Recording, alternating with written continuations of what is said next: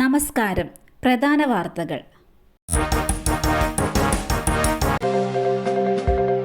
പ്രധാനമന്ത്രി സ്ഥാനാർത്ഥിയെ ഇന്ത്യ സഖ്യം ഇന്ന് തീരുമാനിക്കുമെന്ന് ശിവസേന UBT നേതാവ് ഉദ്ധവ് താക്കറെ. രാജ്യത്തെ സ്വേച്ഛാധിപത്യം അവസാനിപ്പിക്കാനും ഭരണഘടനയെ രക്ഷിക്കാനുമാണ് സഖ്യം രൂപീകരിച്ചതെന്നും അദ്ദേഹം വ്യക്തമാക്കി. തെലുങ്കുദേശം പാർട്ടി നേതാവ് N. ചന്ദ്രബാബു നായിഡു അടക്കമുള്ള നേതാക്കളുടെ പിന്തുണ ഇന്ത്യ സഖ്യത്തിനുണ്ടാകുമെന്നും താക്കറെ പറഞ്ഞു.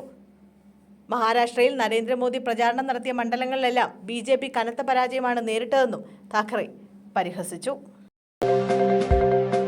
തിരുവനന്തപുരത്ത് പണം കണ്ടമാനം സ്വാധീനിച്ചു. 2 കോടീശ്വരന്മാരോടാണ് മത്സരിച്ചതെന്ന് പന്ന്യൻ രവീന്ദ്രൻ. ലോക്സഭാ തെരഞ്ഞെടുപ്പ് തോൽവിയിൽ ആരെയും പഴിചാരാനില്ലെന്ന് തിരുവനന്തപുരത്തെ LDF സ്ഥാനാർത്ഥി പന്ന്യൻ രവീന്ദ്രൻ. നല്ലതുപോലെ പ്രവർത്തിച്ചു, പക്ഷേ വിജയിക്കാൻ സാധിച്ചില്ലെന്നും അദ്ദേഹം പറഞ്ഞു.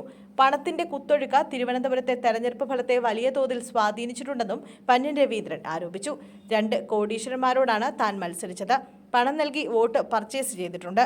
പണം കണ്ടമാനം സ്വാധീനിച്ചു. തലസ്ഥാനത്ത് കോടികൾ വാരി വിതറിയിട്ടുണ്ടെന്നും പന്ന്യൻ രവീന്ദ്രൻ ആരോപിച്ചു. ലോക്സഭാ തെരഞ്ഞെടുപ്പിൽ തിരുവനന്തപുരത്ത് പന്ന്യൻ രവീന്ദ്രൻ 3ാം സ്ഥാനത്തായിരുന്നു. ശശി തരൂരിനായിരുന്നു വിജയം. മുറിവാലൻ വീണ്ടും ഇറങ്ങി. ഭീതിയിൽ നാട്ടുകാർ. വീണ്ടും ജനവാസ മേഖലയിലിറങ്ങി മുറിവാലൻ. ഇന്ന് രാവിലെ ചിന്നക്കനാൽ 60 ഏക്കർ വിലക്ക് ഭാഗത്താണ് മുറിവാലൻ ഇറങ്ങിയത്. വീടുകൾക്ക് സമീപമെത്തിയ ആന പിന്നീട് മടങ്ങി. ഇതിനിടയിൽ ആനയുടെ ദൃശ്യങ്ങൾ പകർത്തുവാൻ ശ്രമിക്കുന്നതിനിടെ ആന പ്രകോപിതനായി. ദൃശ്യങ്ങൾ പകർത്തിയവർ ഓടി രക്ഷപ്പെടുകയായിരുന്നു. പ്രദേശവാസികളാണ് ദൃശ്യങ്ങൾ പകർത്തിയതെന്നാണ് സൂചന. സ്ഥലത്ത് RRT സംഘം നിരീക്ഷണം നടത്തിവരികയാണ്. അമ്മുമ്മയും കൊച്ചുമകളും കോടതി സമുച്ചയത്തിലെ ലിഫ്റ്റിൽ കുടുങ്ങി. രക്ഷകരായി ഫയർഫോഴ്സ്. പത്തനംതിട്ട ജില്ലാ കോടതി സമുച്ചയത്തിലെ ലിഫ്റ്റിൽ കുടുങ്ങിയ അമ്മുമ്മയെയും ചെറുമകളെയും ഫയർഫോഴ്സ് രക്ഷപ്പെടുത്തി. ആശങ്കയുടെ നിമിഷങ്ങൾക്കൊടുവിൽ ഫയർഫോഴ്സ് എത്തി ലിഫ്റ്റ് വെട്ടിപ്പൊളിച്ചാണ് 2 പേരെയും പുറത്തെടുത്തത്. കോടതി ജീവനക്കാരി ലീലാമ്മ, ഇവരുടെ ചെറുമകൾ 5 വയസ്സുകാരി ഹൃദയ എന്നിവരാണ് അരമണിക്കൂറോളം കുടുങ്ങിക്കിടന്നത്.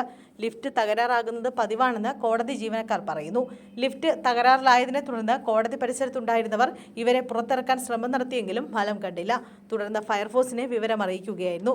ഫയർഫോഴ്സ് എത്തി ലിഫ്റ്റിന്റെ വാതിൽ വെട്ടിപ്പൊളിച്ച ശേഷം ഇരുവരെയും സുരക്ഷിതമായി പുറത്തെത്തിച്ചു. കേരള എഞ്ചിനീയറിംഗ് പ്രവേശന പരീക്ഷയ്ക്ക് ഇന്ന് തുടക്കം. അവസാനിക്കുക ജൂൺ 9-ന്. കേരള എഞ്ചിനീയറിംഗ് പ്രവേശന പരീക്ഷയ്ക്ക് ഇന്ന് തുടക്കം. ജൂൺ 9 വരെയാണ് പരീക്ഷ. കമ്പ്യൂട്ടർ അധിഷ്ഠിത ഓൺലൈൻ രീതിയിലേക്ക് മാറിയതിനു ശേഷമുള്ള ആദ്യ പരീക്ഷയാണ് ഇന്ന് തുടങ്ങുന്നത്. സംസ്ഥാനത്തെ എല്ലാ ജില്ലകളിലുമായി 130 സർക്കാർ സ്വാശ്രയ സ്ഥാപനങ്ങളിലെ 198 പരീക്ഷാ കേന്ദ്രങ്ങളിലും ഡൽഹിയിലെ 2 പരീക്ഷാ കേന്ദ്രങ്ങളിലും മുംബൈ, ദുബായ് എന്നിവിടങ്ങളിലെ ഓരോ കേന്ദ്രങ്ങളിലുമായാണ് പരീക്ഷ നടക്കുക. 1,13,447 വിദ്യാർത്ഥികളാണ് ഇത്തവണ പരീക്ഷ എഴുതാനെത്തുക. സർക്കാർ സ്ഥാപനമായ CDIT ആണ് ഓൺലൈൻ പരീക്ഷയ്ക്കായുള്ള സോഫ്റ്റ്വെയർ വികസിപ്പിച്ചത്.